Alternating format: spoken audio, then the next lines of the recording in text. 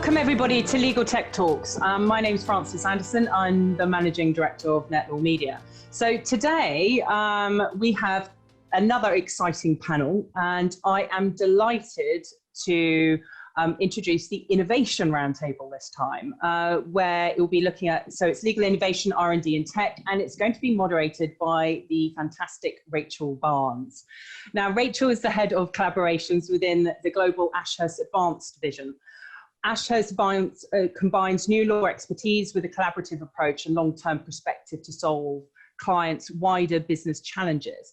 Now, the head of collaborations is a newly created role focused on identifying and embedding a network of strategic collaborations in delivery, data and technology, not only with vendors, but also with other law firms, so competition, and with their clients. So prior to this, Rachel spent her time in innovation in the legal sector, in investment banking, and also in the startup world. She has experience in designing and driving an innovation agenda focused on culture, clients, data, and technology. As many of you are aware, you've joined us previously. This session is live. And if you'd like to speak with Rachel or any of the additional panel members, please feel free to put up your hand. We will bring you in live. So we'll see a blue hand raised. So if you click on your name, you'll be able to ask a question that way. And then what we'll do is we'll bring you into the conversation, either during the session or nearer to the end. And if you'd like to remain anonymous and don't feel as brave to ask the question live to the panel, you can put it through Q&A at the bottom. And again, we will then bring your question in as well and answer it directly. Additionally, you've also got the chat function on the side. So you've got three ways in which you can interact. It'd be great to hear your voice, great to hear your thoughts in conjunction with the individuals who we have here today. Now, without further ado, Rachel, I'm going to pass it over to you. Thank you. What a lovely introduction. And I'm blowing away here slightly. So it's a wonderful breeze coming through the window. Let's kick off by introducing you to our wonderful panel. I'll get you all to introduce yourselves. Perhaps Kurt, you could kick us off. Thank you, Rachel. My name's Kurt Meltzer. I'm an evangelist with Litera. I've spent my whole career applying technology to the practice of law since I passed the bar exam in the District of Columbia.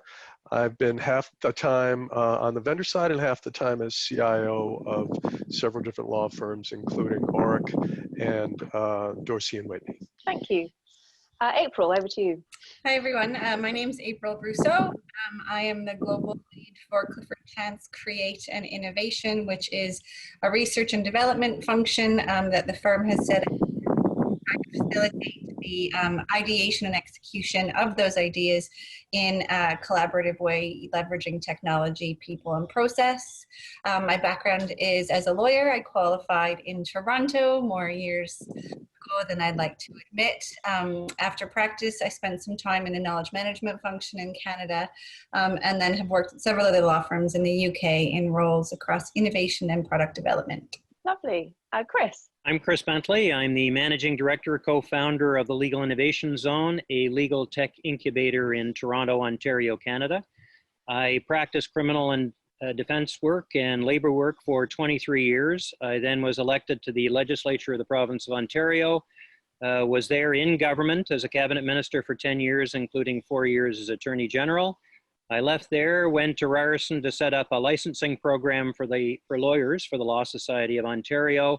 And 5.5 years ago, along with Hirsch Perlis, we founded the Legal Innovation Zone, what we call the world's first incubator dedicated to legal tech. Fantastic, thank you. And last but not least, Tom. Hi there. So I'm Tom Martin. I'm the founder of LawDroid, which is a company dedicated to bringing intelligent automation to the legal industry. I'm also a lawyer, just over 20 years now, licensed in California. I live in Vancouver, Canada. And just a lot of changes happened over the past 20 years, thankfully for the better. And just really looking forward to talking about that on this panel. Fantastic. It's wonderful to have a panel with such varied experience, so thank you.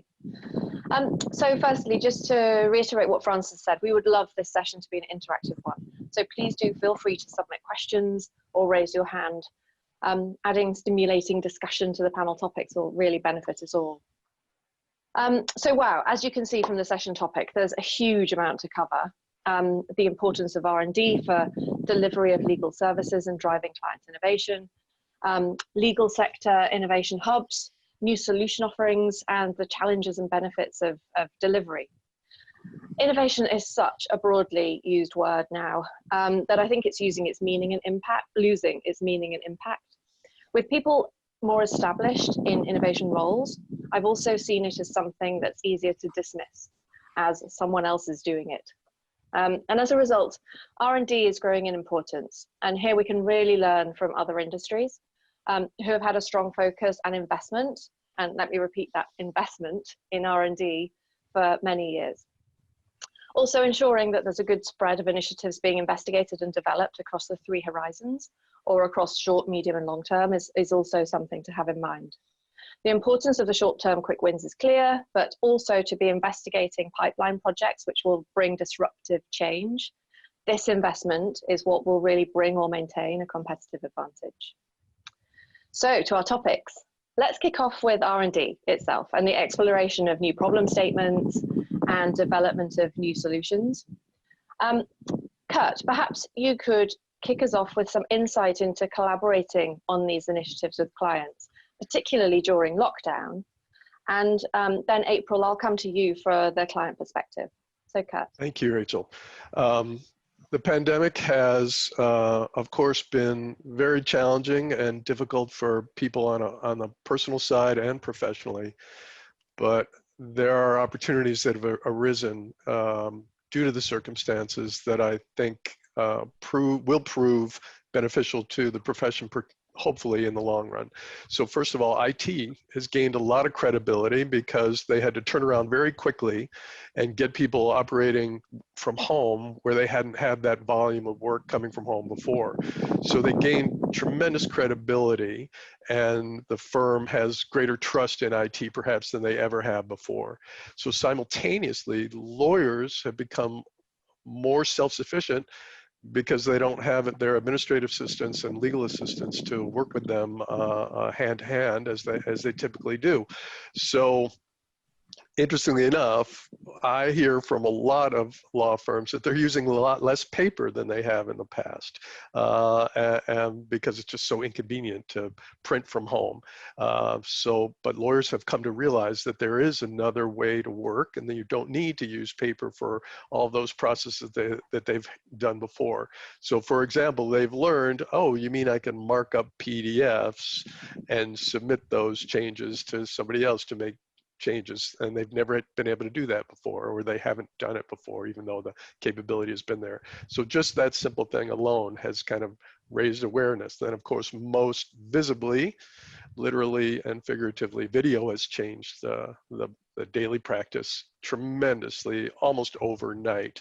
And now I'm confident that that'll be permanent, and people are wondering why they hadn't done it years ago, again, when it was available, as well as collaboration tools that were available.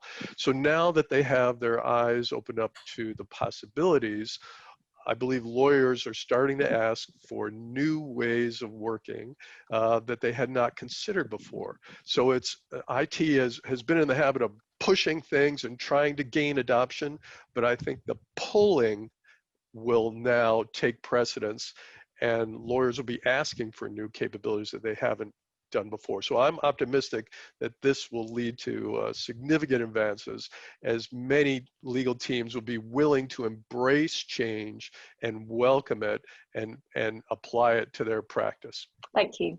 Wow. So actually it's these tiny little incremental changes that have been available to them for ages that they've not necessarily been embracing. Correct. April, what about you? Yeah, I would echo Kurt's statements about the increased adoption of existing technology. I've certainly seen sort of an increased awareness of the capabilities of tools that have actually long been embedded in firms, but for which there was little motivation to change. And the pandemic has created a bit of a platform for those tools to be highlighted and how they can benefit people on a day-to-day working level.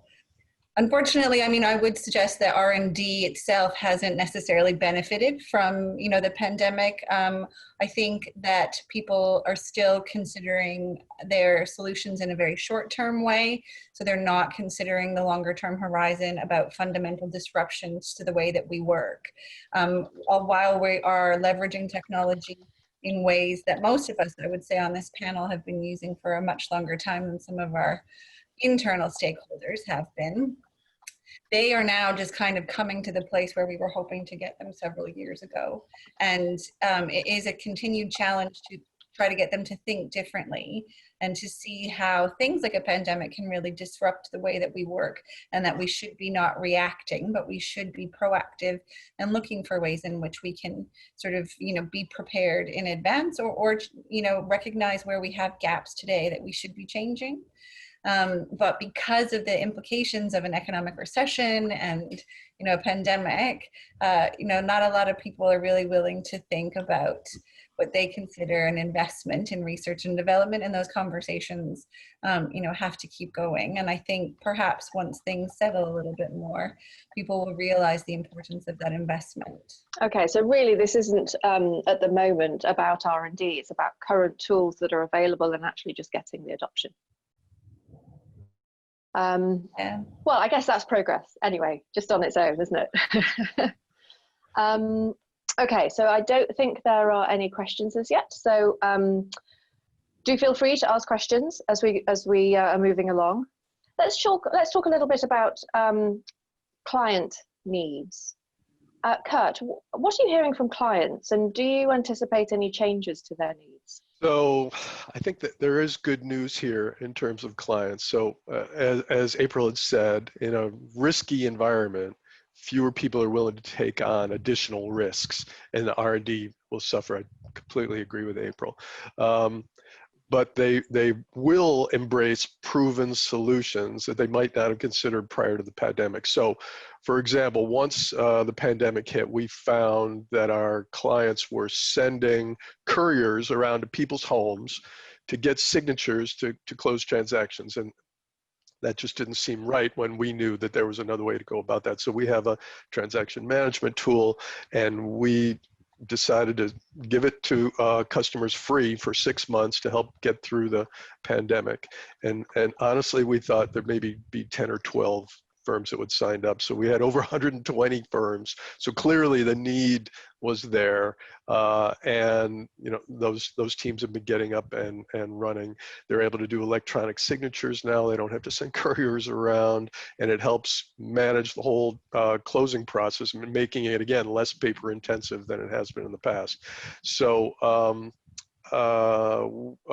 we've been getting great feedback from these firms, because now that they're exposed to a new tool that they hadn't seen before, they say, well, it'd be nice if we could do this, it'd be nice if we could do that. And they're incrementally making significant improvements in our product, because it's a cloud-based tool. It's easy to deliver those solutions. So that has really enhanced our enhancement process. It's facilitated our enhancement process and sped up the ability to deliver more of those capabilities to the clients. So as they're learning and facilitating their processes in a new manner, they're helping us understand their requirements better, and we can gain that feedback. So there is new things coming out of that experience, where at first they were like, okay, this is a tool that'll help us through this immediate hurdle, but now I wanted to do a lot more.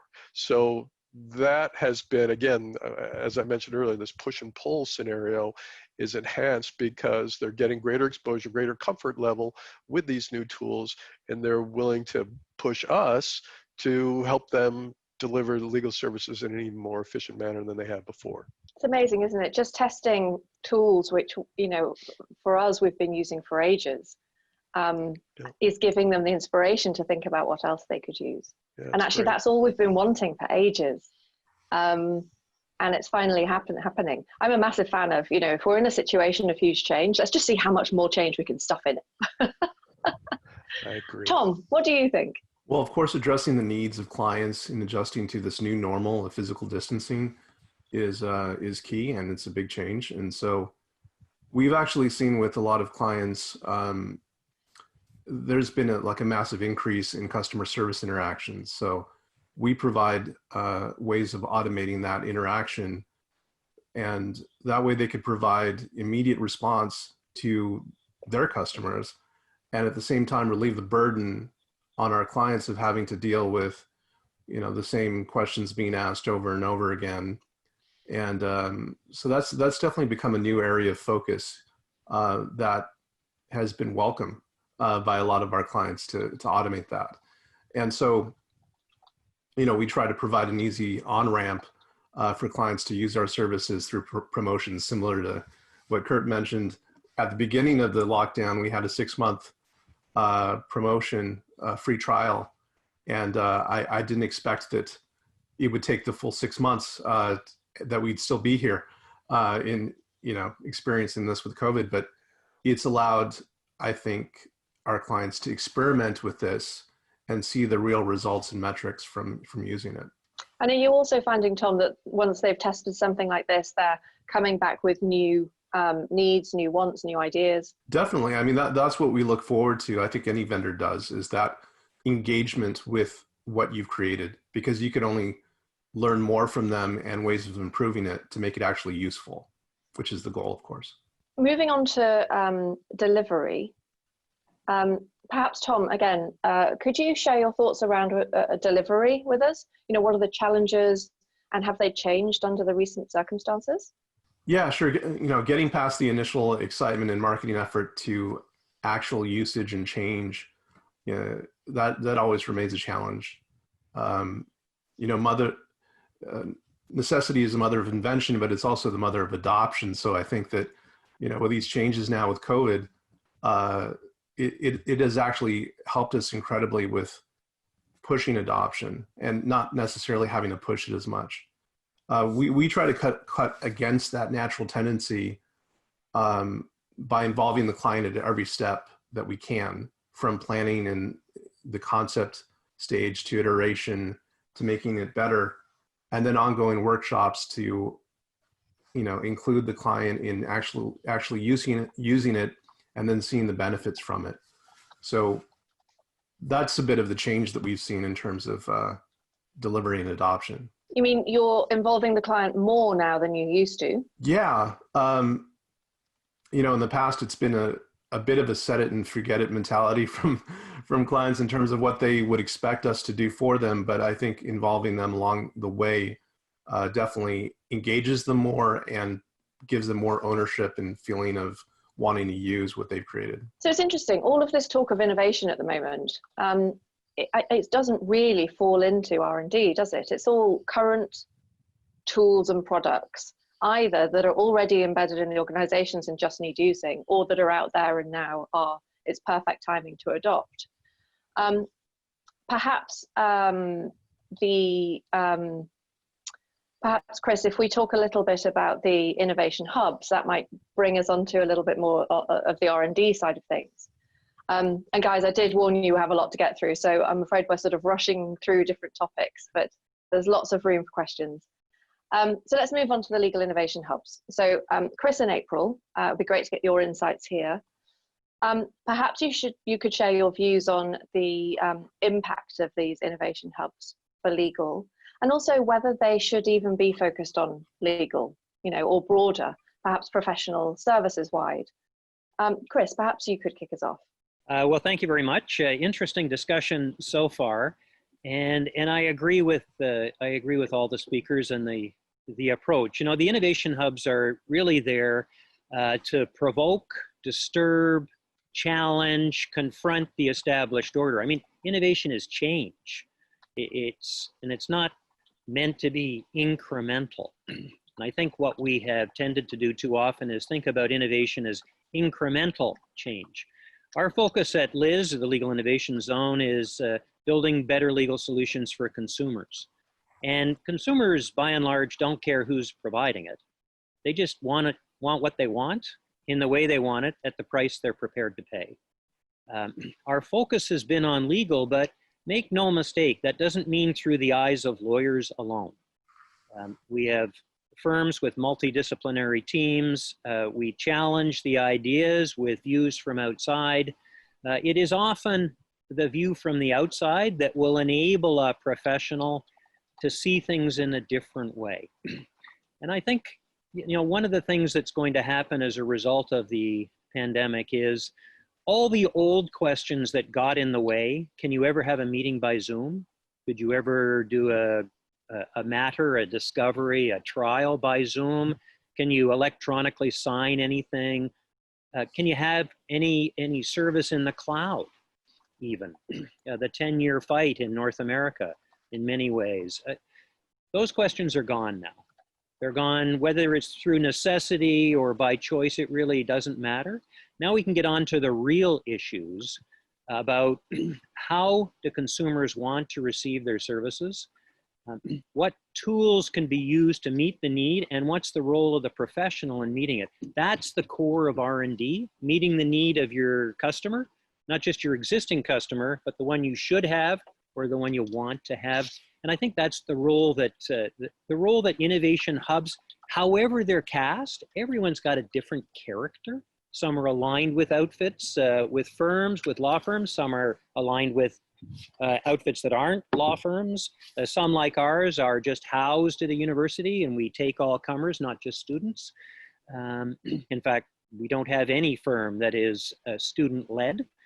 So I think you're going to see more and more interest in hubs. You're going to see more and more real R&D happening in an outward and obvious way. And I think it's going to be an enormously exciting time for the profession. Fantastic. And April, you've got the other side view, haven't you? What do you think? Yeah, so at Clifford Chance, we do have a lab as well. We base it in Singapore, and its focus has been on helping to, in the local community, so like in Singapore and APAC, helping to sort of not incubate startups so much as give them a leg up, help them to introduce them to the community, help them develop their products, try to encourage different thinking and development for the benefit of the broader industry. Similar to sort of what Chris said, I think that we will see that this hub concept will continue to really be the driver behind some of the fundamental changes that we're talking about. So not the short incremental changes, but hopefully the disruptions. And to that end, when I'm talking about the Clifford Chance Lab, we are perpetually sort of deciding where it should be, what should it be, and rethinking what its purpose should be, rather than, setting it up as this will be an incubator and we will have X number of cohorts every year and this will be our purpose. Because we think that our experience with some of the other labs, and while I don't know the legal innovation zone that well, I know it's some of the people who work there very well. It's a Canadian. There are similar labs in London, and the best part that I've had is meeting people from other firms, like-minded individuals who think about disruption, who think the way that we do, and collaborating on that. They've served to break down some of the walls that previously existed, I would say, between firms, between clients and firms, because they create an open space in which you can actually cooperate and collaborate on ideas. And it's also, I think, a really good a hub or an incubator for minds. And by that, I mean sort of young talent, helping people who are on the cusp of sort of their development and their legal way of thinking in particular, to help them understand that there are different ways of looking at a problem and to provide them a creative outlet to develop those skills. Whereas, when I was coming up, it was definitely, this is the way that you practice law. This is the template that you use. This is the precedent you use for solving a problem. And with these hubs, you now have these opportunities to really talk about things in a way that you wouldn't normally in a traditional law firm model be able to do so. So it's been really great to be able to work together with some of the other labs. And I hope that we can create a community like this, across the world. And if I could just put you on the spot, how do you think that your Clifford Chance Lab or hub has impacted the culture, the wider culture in any way? Yeah, I think that it has. I mean, we recently ran something that they call the Automation Academy, and we used it as a way to train people in thinking differently.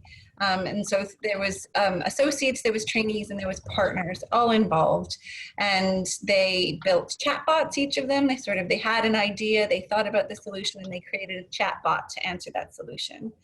Now, are any of those chatbots revolutionary? No. But has it created a new round of enthusiasm from the management to think about things differently, to invest differently, to appreciate that there are ways of solving problems which are non-traditional and which are also not what I would sort of call innovation theater. So they aren't just the marketing speak and like, look what we've done, but fundamentally changing the way that people have worked. And, some very senior partners in our Singapore office judged a competition at the end and were really flabbergasted by the quality of work and the enthusiasm of the people doing it. So now my biggest problem is that they want to keep running them all the time, and it's actually a lot of work. So my view is that we have a lot to learn from other sectors, and it always makes me feel a bit uncomfortable when things are legal specific, because it just means there's a high possibility of reinventing a wheel which other sectors already invented ages ago. I mean, look at the car industry, for example. I love the fact that at Jaguar Land Rover, they look to the beauty industry when designing the interiors of their cars or their vehicles, and they're taking inspiration from the packaging of lipsticks and compacts. And I mean, to me, that's slightly mind-blowing, but I suppose it makes a huge amount of sense. Now, what do you guys think about the hubs being legal specific? Well, why don't I lead with that? Although the target is the legal market and the legal opportunity, the thinking is not just of lawyers. And I think that's a crucial difference. By definition, the firms that we incubate, of course, they have the technologists, the people with the technical expertise, but also the marketing expertise, people that are entrepreneurial and they don't really care where they make their money. I mean, the key to innovation in this sector is who's the consumer, what's the market, what do they want, and how do I meet it? And none of those questions require lawyer except through the specific legal knowledge and tech and legal specific tech expertise, which is really very narrow. And I think you will see increasingly people are focused on the market and the consumer, and less on how we've always done things and how we can do it slightly faster or slightly cheaper or slightly easier. That's the revolution. That's the R&D that I think the pandemic is making possible. That is the real opportunity for those in our profession who want to be leaders 5 years out. They're going to focus less on what we've always done and more on where do we want to be in 5 years' time. Making things too legal specific is definitely going to be a hindrance. And it's interesting, if I look at the profile of the people who work within our labs, none of them come from legal, because we're specifically looking for people who are coming from other industries with a different background, different way of looking.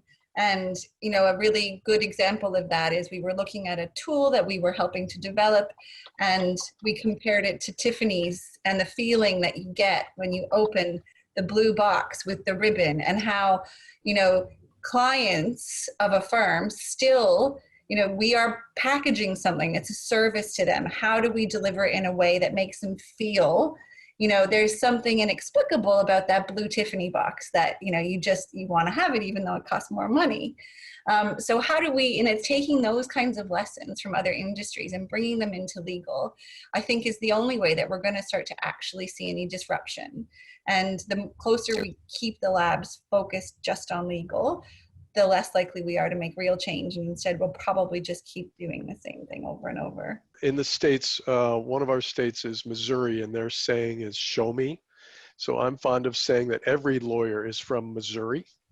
You need to prove it. You need to say that, you need to show me some evidence that what you're saying is the truth, That's their job. That's the way they work. So it's been interesting to see in recent years, there's been a new profession coming into legal, which is data science, something that's been pervasive in many industries, but law firms are just starting to embrace data science and hire data scientists to help them figure out not only how to run their own business, but to how to facilitate their client service better. And they're collaborating with clients and looking at raw data, like where should we make our investments? Where are the greatest opportunities for improvement by looking at proof of what they've done in the past. So that is, it's taken a little while, but it seems to make quite a lot of sense that these people would be able to convince lawyers to take steps that they might not have done without that evidence. And the data science aspect is fascinating, but I think that's probably a whole other webinar. Yes. So perhaps the last question, Chris, around the innovation hubs is: do you see any impact on the innovation hubs from the recent sort of fundamental shift in working practices? Yes, and well, I'll say not really, and yes. So we've been out there for 5.5 years, encouraging the profession to make innovative leaps, significant innovative leaps. And as I said before, we've been challenged by many people's refusal to even consider the tools that are readily available. What the pandemic and remote work has done has eliminated all of those barriers for 99% of the people we speak with. So that's a good thing. That's one. I think the next innovative leap, though, is not going to come from remote work. It's going to come from the consequences of the pandemic, the economic consequences. So whether it's a serious disruption in law firms' income flow, or what's probably coming, serious disruption in the flow of their clients' income, particularly business and individual income, that will encourage people to say, what do I need and how do I get it in a much cheaper and simpler fashion?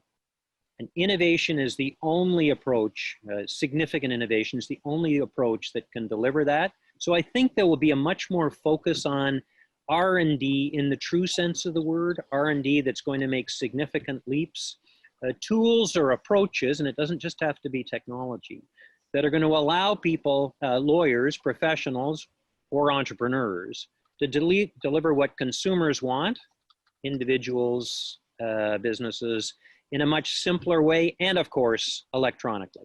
No more requirement for in-person service. So and I think that will engage the hubs. It won't just be the hubs.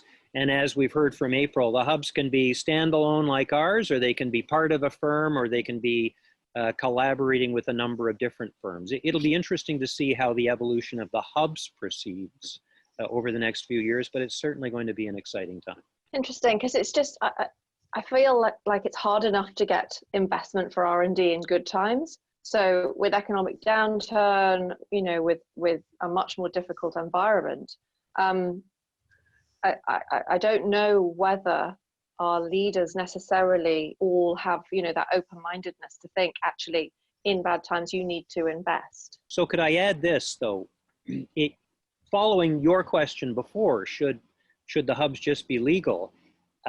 Meeting the legal needs or the legal service needs of consumers is not just going to be left to the lawyers, as we've seen. And we have increasingly seen firms, whether it's the Deloitte, whether they are entrepreneurs that have nothing to do with law, whether it's going to be another large tech provider, they're going to identify the market opportunity and figure out how to deliver what many consumers need in an entirely different way. So I think there are going to be people interested in chasing the market opportunity, and they'll make the investments. Whether it's through traditional law or not, it doesn't much matter for the consumer. What the consumer gets is the change they need. So just about to move on to the future and our crystal balls. Does anybody have anything to comment from the panel before we move on to that, or anybody from the audience would like to ask a question?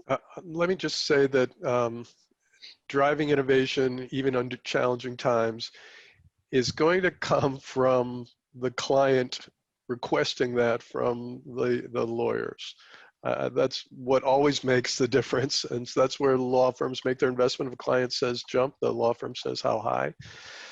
So many corporations are invested themselves in innovation and seeing it as a way of doing business. They want their suppliers to be able to do the same. So I think those firms that recognize that and double down, as you say, in trying times, they will get the benefit from a long term of doing so. And there are some that are doing that, and they recognize the need to do that and to make sacrifices perhaps of their own income in the short term to gain that long term benefit. So I think the clients continue to drive innovation, and we will see some fall away, but there will others that will leap forward in response to that. And this is really the time to do that. We've seen in many recessions in the past that making investments when things look bleakest often pay off. So we'll see. It'll be fun to try to look back in a few years and see who really made that investment and how it paid off for them. That's a very good point. And I must say, from my experience in sort of doing innovative stuff in different industries, clients are your best friend. I mean, the more you can encourage clients to sort of shout loudly about what they want, the more that you can then drive change. So fully with you there. All right, so the future. We're all excited to know what the future holds, and who better to share their thoughts with us than this amazing panel. So if you had a crystal ball, what would you see? What disruption is coming? What's next? April, could you kick us off? Yeah, so I think the next big disruption is going to be around the digitization of drafting. And so by that, I don't mean obviously sort of collaborative drafting online, but it kind of goes back to, I would say, you know, what knowledge management professionals have known all along, which is, you know, the focus on clauses and clause banks, and, you know, approaching sometimes the drafting from a clause perspective instead of an end-to-end document perspective. And I think the re-architecture of the information that we currently use to draft is what's going to drive real change, so that when we are, as an example, instead of having to update 10,000 IBOR documents, you know, with one reference to a particular interest rate, you should be able to update one particular clause and it should populate, you know, across. So it's rethinking how we architect our information in a digital way, use it more efficiently and effectively to both minimize risk, but also to improve the quality of drafting and the client experience. One thing that Professor Susskind talks about is the difference between automation and innovation.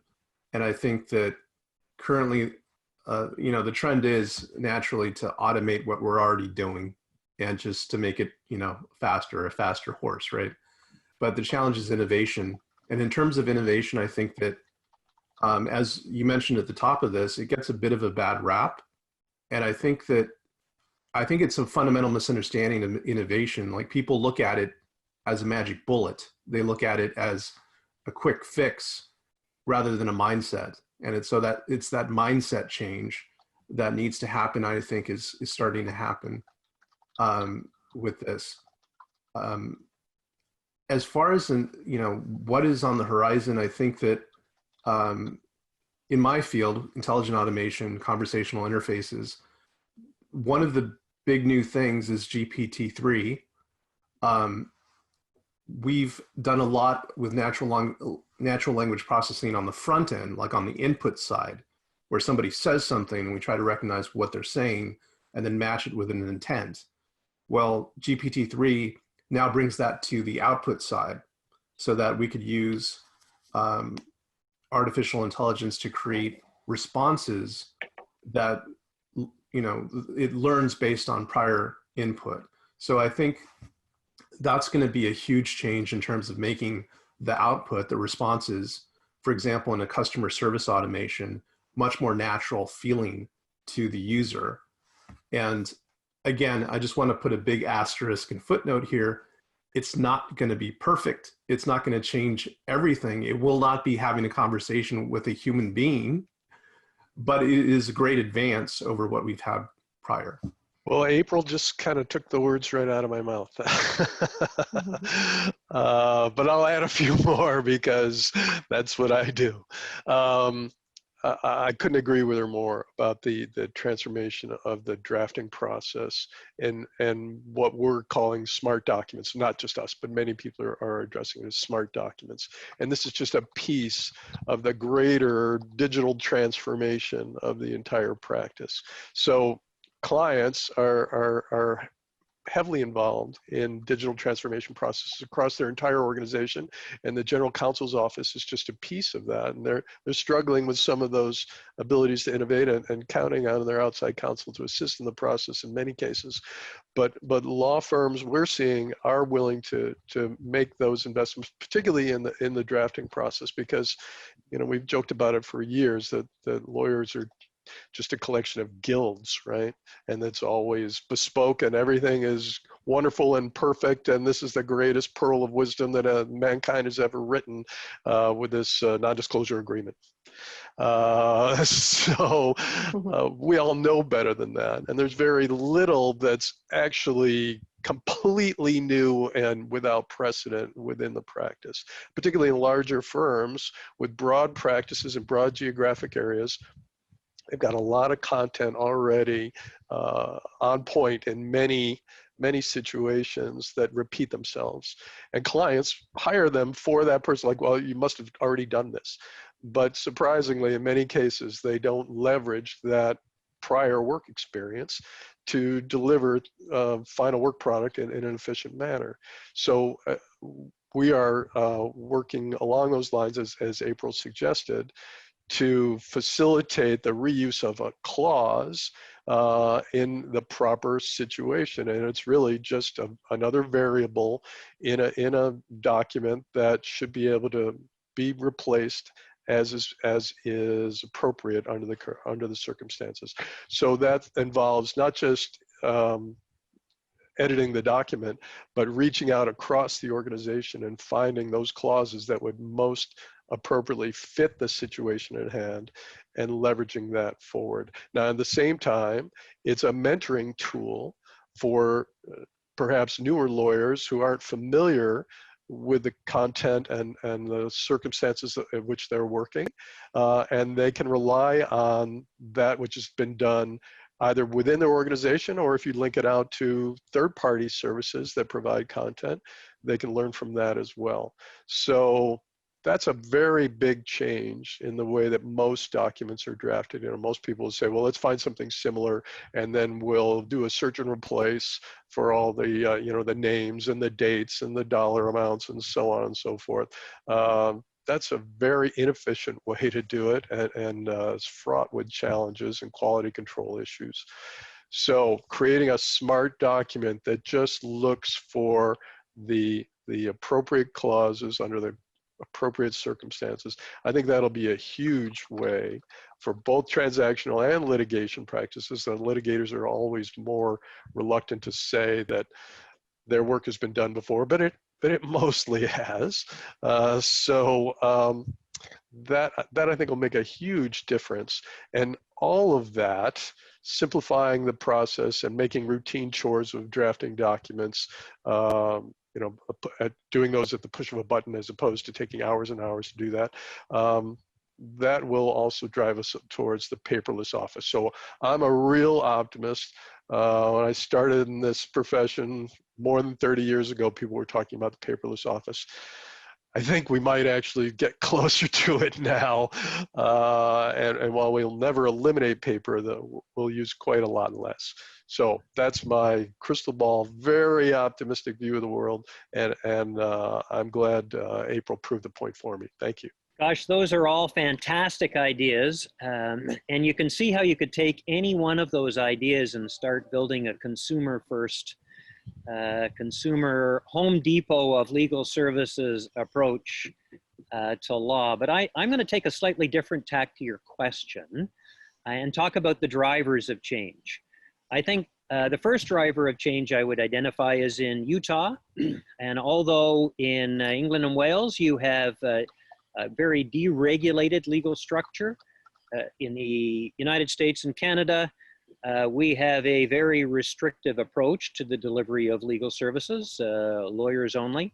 Utah's about to change that. Arizona, California are very close.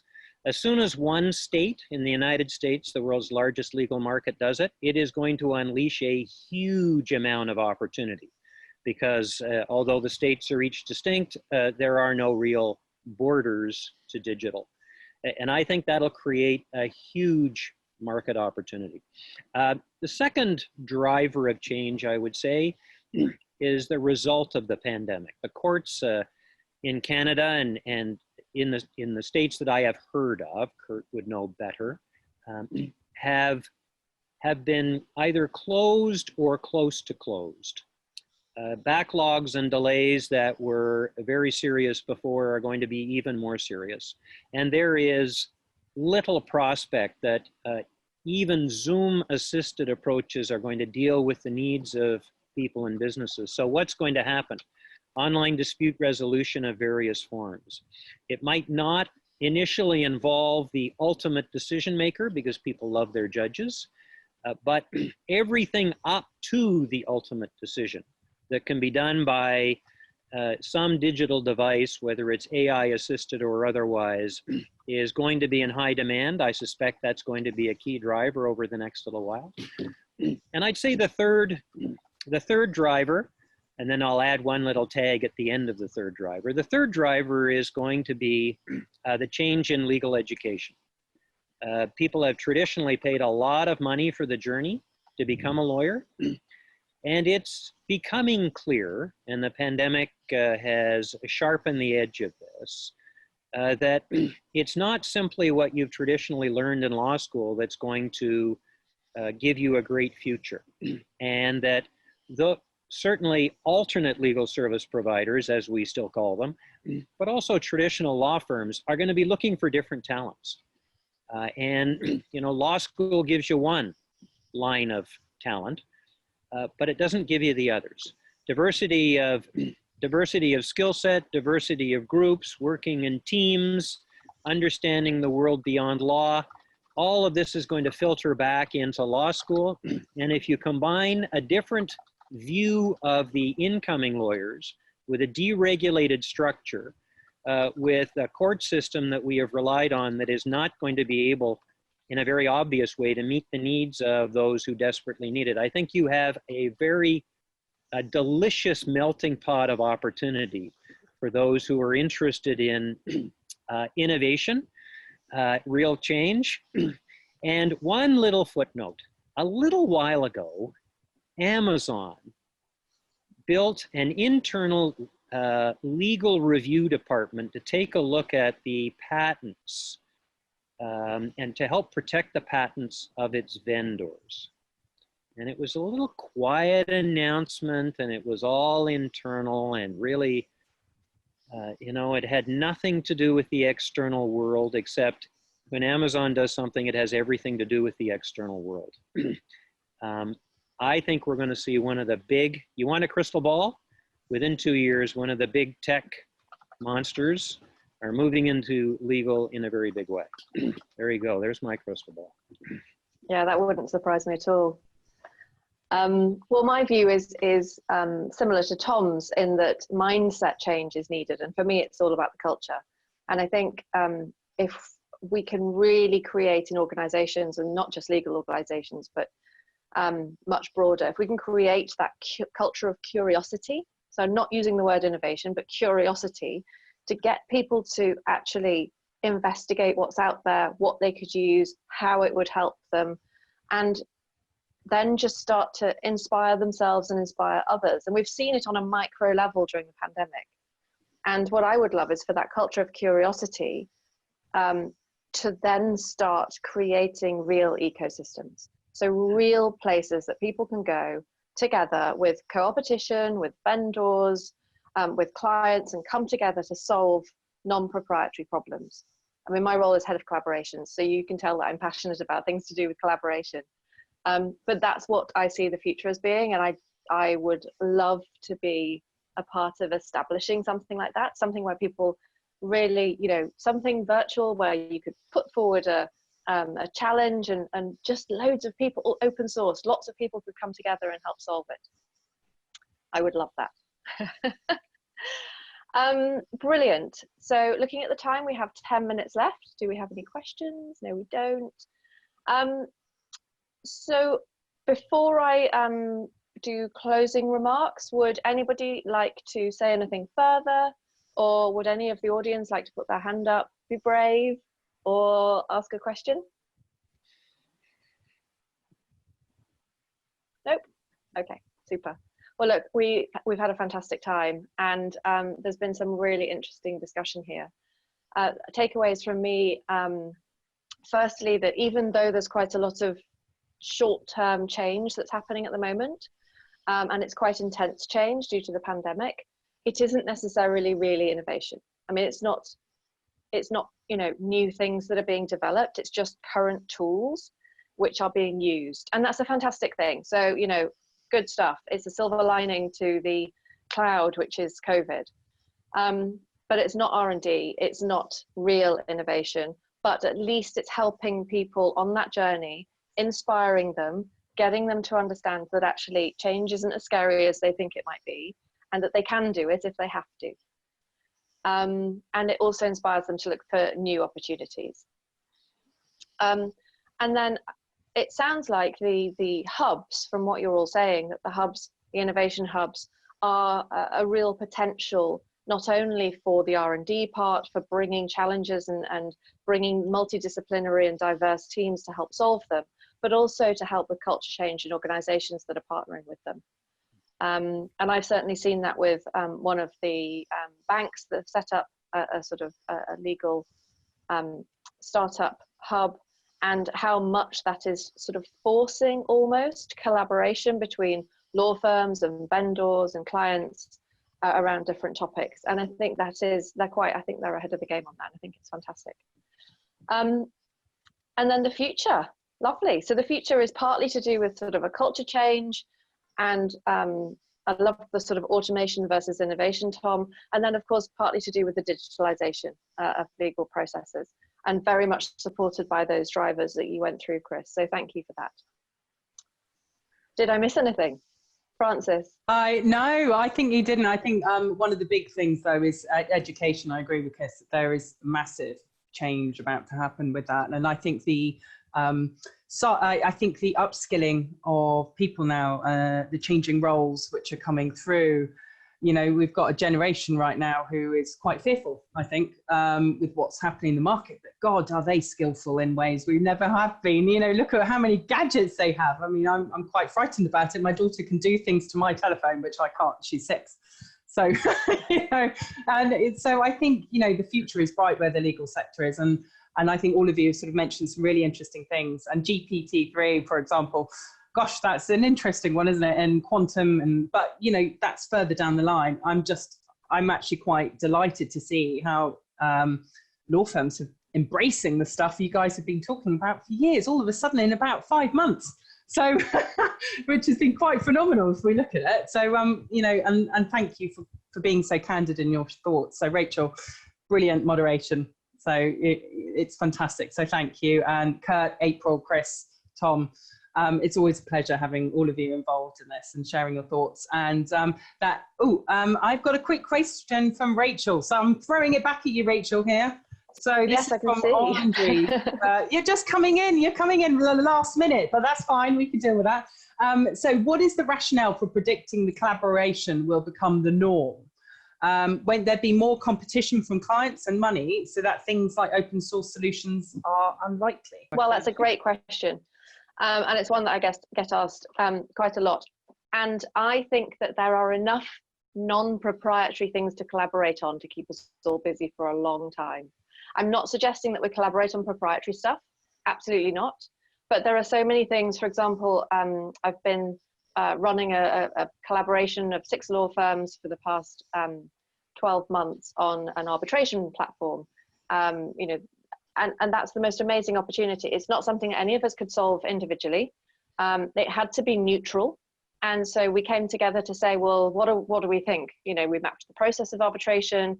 We looked at the different sort of cybersecurity advice about it, and it's all very different. So we brought all of that together. We looked at the different platforms on the market to see what was available, and nothing quite met needs. So that's something, it's a perfect example of things that, you know, competitors can come together and with vendors and share our knowledge to be able to create something that's needed for the market. And there are so many more opportunities like that. We just need to start bringing them forward more proactively. I mean, even if you just look at another example, which is onboarding. So onboarding of, you know, legal tech companies or tech companies, every law firm has their own really laborious process for onboarding anybody. And this process can take anything from 3 months to a year, depending on how heavy it is. And it's all, you know, everybody's got their own IT security form, everybody's got their own procurement process, everybody's got this and this. And really, if you think about it, most of the IT security in law firms is going to be relatively similar. It's just that they've all developed their own forms. Imagine if there was one form and a small startup vendor, and I've had this experience in the past, could actually just fill in one form, and then it was there for all of their potential new clients for the onboarding process. And just things like that. There's so many things we can do.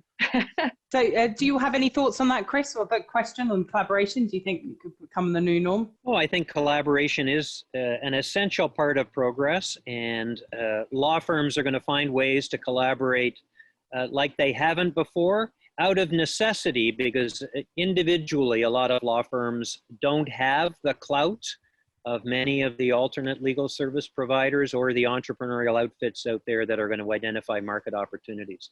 And I think they might do it individually, as Rachel outlines. They might do it through associations. They might do it through trade associations. But I think it's going to be essential because given the lack of investment in R&D by lawyers and law firms traditionally, it's going to be very hard for them to do it on their own, and very hard for them to instantly source the capital and the expertise that's required. So I think collaboration in the forums that Rachel outlined and others is going to be essential. No, thank you for your thoughts there, Chris. And Rachel, eloquent as always in your answer. I'm going to wrap it up there for today for this session, and you kindly wrapped up the session already. And you know, if you've got any questions at all following this, or something's popped into your head, please email us and we'll share it with the panel and get answers back for you, and that would be absolutely fine. But it's been a pleasure having you, and thank you very much, and have a wonderful rest of the sunny, humid afternoon.